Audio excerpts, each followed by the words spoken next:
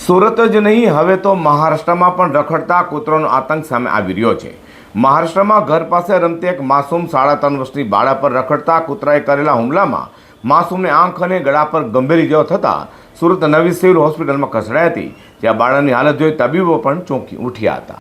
વારંવાર રખડતા કૂતરાઓ માસૂમ બાળકો સહિત મોટેરાઓને પણ નિશાન બનાવી રહ્યા છે, પરંતુ તેમ છતાં તંત્ર દ્વારા આવા રખડતા કૂતરાઓનો આતંક દૂર ન કરાતો હોય, જેને લઈને લોકોમાં તંત્ર સામે આક્રોશ જોવા મળી રહ્યો છે।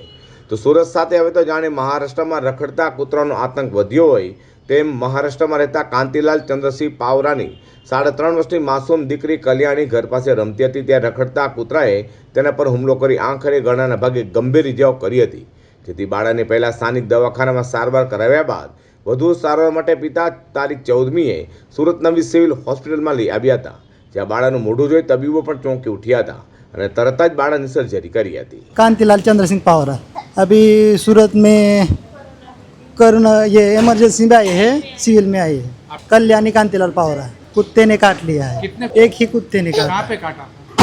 वो घर में आँख पे काटा है। कितने टांके आए? वो तो ताकि ये मैं गिना नहीं, अभी तो हम थोड़ा दिक्कत में हैं।